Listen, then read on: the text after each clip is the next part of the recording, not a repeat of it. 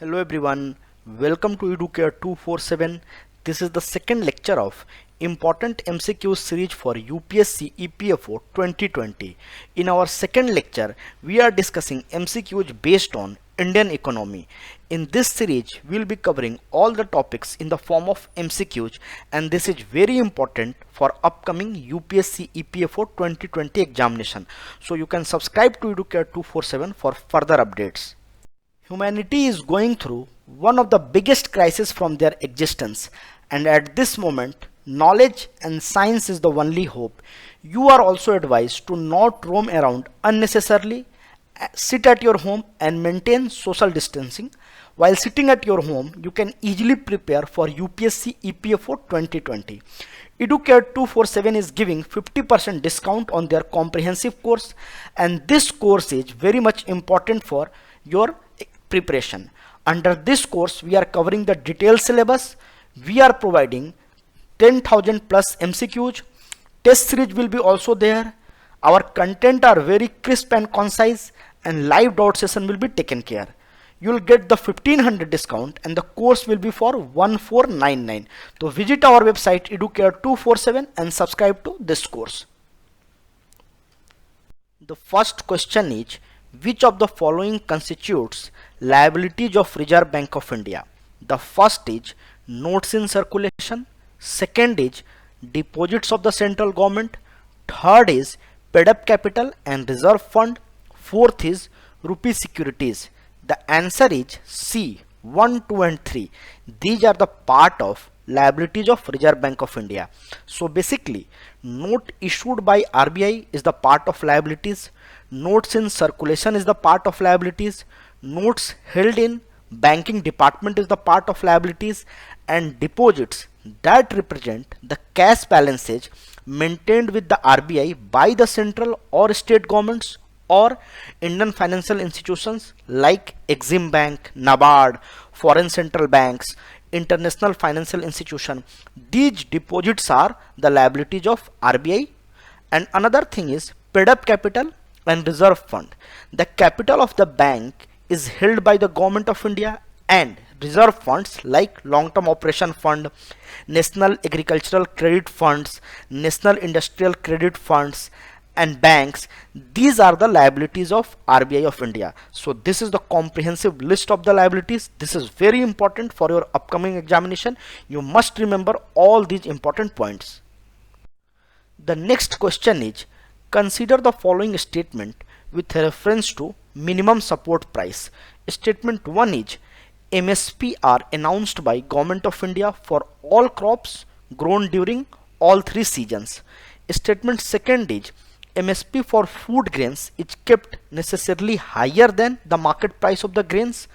Here the answer is neither 1 nor 2. All are wrong statement. 1 and 2 is wrong.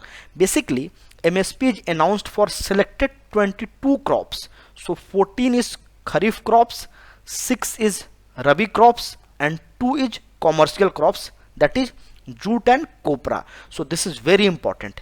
And fair and remunerative prices is announced for sugarcane. So FRP is for sugarcane, that is also very important. And MSP price is kept relatively lower than the market price. So this is also very important point. It is generally lower than the market price. So statement 1 and 2 both are wrong. The next question is, consider the following statement. Statement 1 is, economic growth will always lead to inflation. Statement 2nd is, economic growth will always lead to fall in poverty and increase in per capita income. These two statements are wrong. Why? Because always what is there? It's not always necessary economic growth will lead to inflation, and it's not always necessary economic growth will reduce the poverty. So why? Because if the supply is more than the demand due to high growth, in that case prices will not increase. So statement 1 is wrong, and it is also not necessary every time high income growth will lead to reduction in poverty, because maybe the growth will be felt by only top earners of the population and only upper class will exploit the benefit of the economic growth, it will not reach to the lower class. So maybe it will not reduce the poverty. This is very, very important point, and this is very relevant for your examination. So keep this point in your mind. The next question is, which of the following statement is are true? Statement 1 is, money market caters to short-term loan requirements. Statement 2nd is, capital markets avail loans for more than 364 days. So here both the statements are correct. Basically, financial market in every economy have two separate segments. First is short-term funds and second is requirement of long-term funds. So short-term financial market is known as money market and long-term financial market is known as capital market. So this is also very important point. The money market is basically for time period up to 364 days, basically 1 year, and the capital market is for more than 364 days, so that is long term. So this is the standard definition for short term and long term. So capital market is for long term and money market is for short term. So this is also very important point. The next question is, which of the following are organized money market instruments? So basically you have to tell that which of the following are money market instruments. One is treasury bill, second is certificate of deposits, third is commercial papers. So answer here is D, all of the above. Basically in India the money market has started developing in mid 80s, 1980s, and right now we have 8 different instruments for different businesses and industrial firms.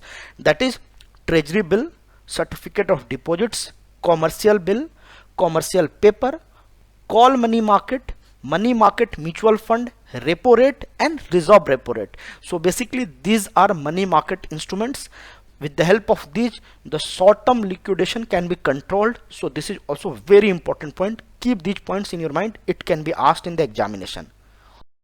Hope you have enjoyed the video. If you have enjoyed the video, like, share and comment and subscribe to Educare 247. Thank you and happy learning.